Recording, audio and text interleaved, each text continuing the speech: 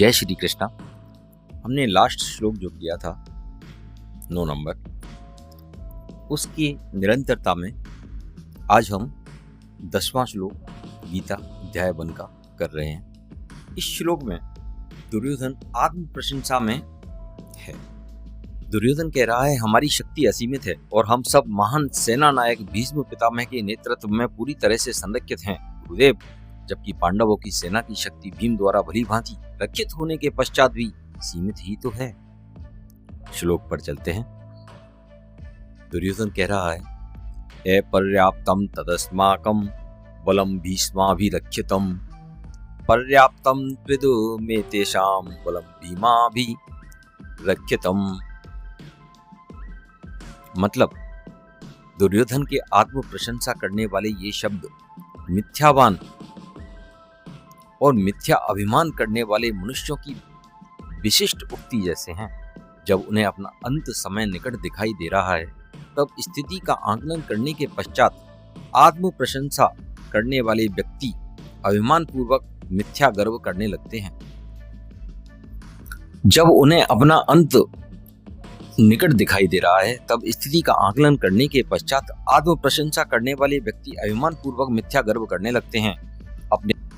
अपने भविष्य के प्रति अनर्थकारी व्यंग्योक्ति दुर्योधन के कथन में तब अभिव्यक्त हुई जब उसने कहा कि भीष्म पितामह द्वारा संरक्षित उनकी शक्ति असीमित है।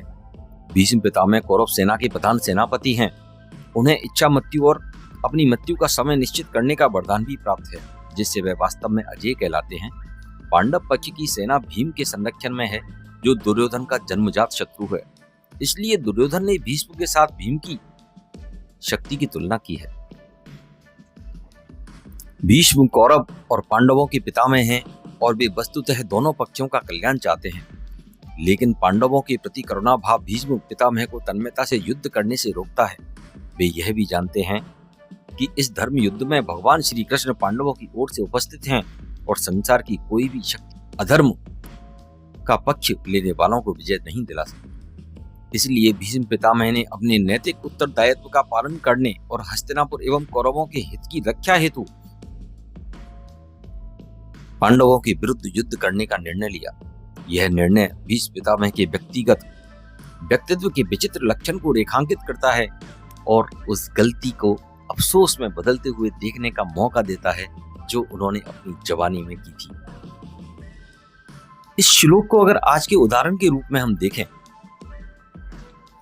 तो संसाधन बनाम संकल्प की लड़ाई को यह दर्शाता है।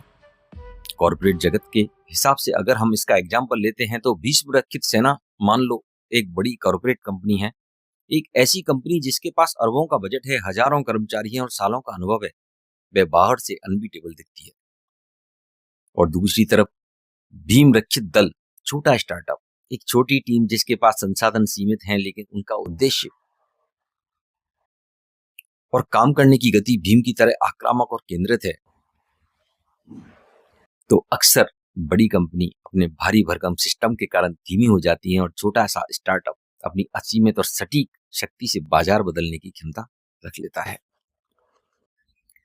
स्टूडेंट्स के हिसाब से अगर इस चीज को हम देखते हैं तो हम अक्सर कर देखते हैं कि एक छात्र के पास सभी महंगी किताबें हैं, कोचिंग है, गैजेट्स हैं, पिताजी ने एसी भी लगवा रखा है, फिर भी वह सफल नहीं हो पाता।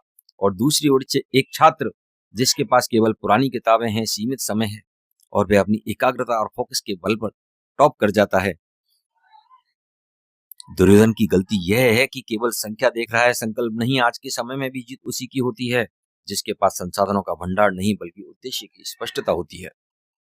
इसको हम हिंदी में छोटा सा रूपांतरण इस प्रकार से कर सकते हैं।